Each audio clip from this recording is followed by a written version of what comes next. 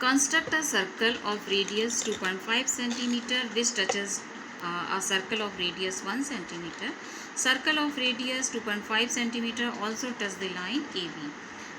So we assume a line, we draw a line 4 centimeter. We draw a line AB of 4 centimeter.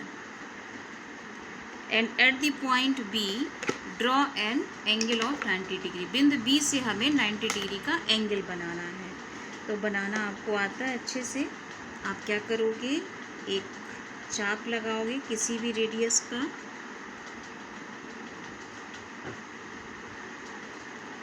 फिर यहाँ से भी उतने ही radius का लगाया. फिर यहाँ से भी सेम रेडियस का लगा दिया.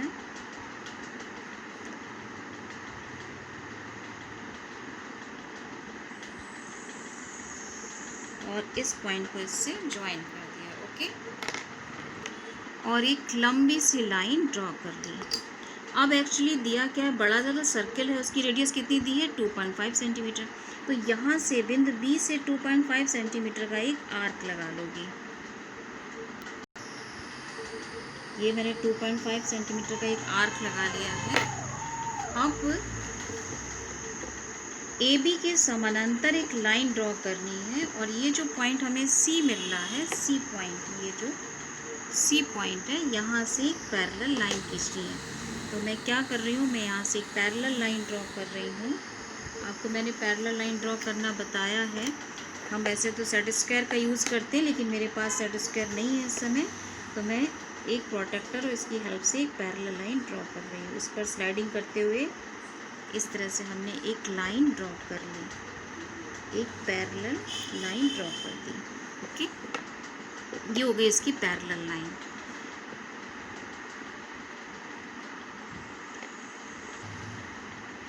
अब रेडियस जो कि एक्चुअली यहाँ पर दिया हुआ था 2.5 सेंटीमीटर का हमारा एक बड़ा सर्कल था और 1 सेंटीमीटर का छोटा वाला सर्कल था. तो टोटल इनका रेडियस का हम ऐड करें तो ये आता है 3.5.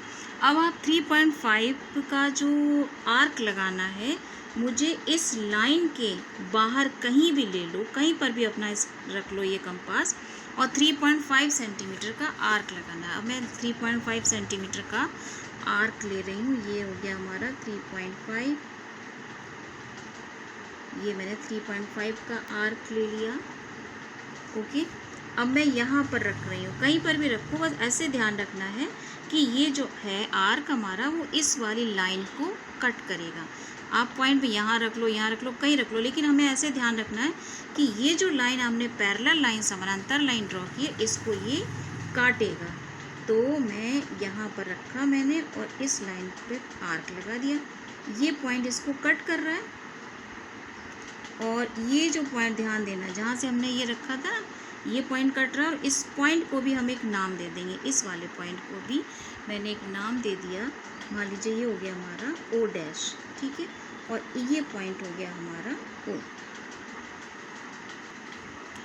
अब ये जो पॉइंट मिला है ओ, बिंदु ओ से 2.5 सेंटीमीटर का एक सर्कल वृत्त ड्रॉ करेंगे. 2.5 सेंटीमीटर का. तो मैं यहाँ से 2.5 सेंटीमीटर ले रही हूँ.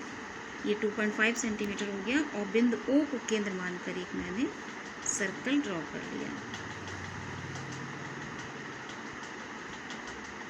ये इस लाइन को भी टच कर रहा है. हो सकता है इस लाइन के बाहर भी चला जाए, तब भी सही है. बस मेन हमारा है कि ये जो ए बी लाइन है, इसको टच करना चाहिए. अगर ये इसको काट के भी निकल रहा है, तब भी कंस्ट्रक्शन रॉन्ग नहीं होगा. अब क्या कर रही हूँ, मुझे ये जो पॉइंट ओ डैश था और ये जो पॉइंट ओ है, इसको ज्वाइन कर दिया. Join O and O dash.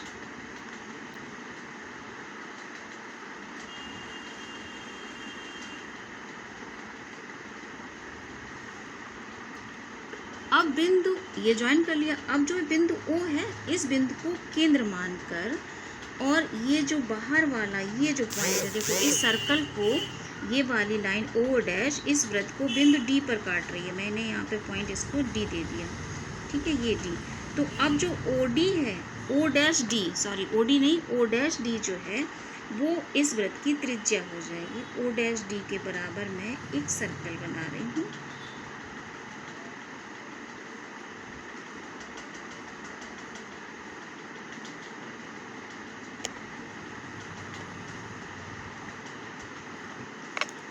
ये अब इसकी रेडियस एक बार चेक कर लेते हैं, क्योंकि क्वेश्चन में दिया गया 1 होनी चाहिए। तो देखो इसको चेक करोगे तो ये 1 सेंटीमीटर की रेडियस है, तो आप यहाँ लिख लोगे 1 सेंटीमीटर।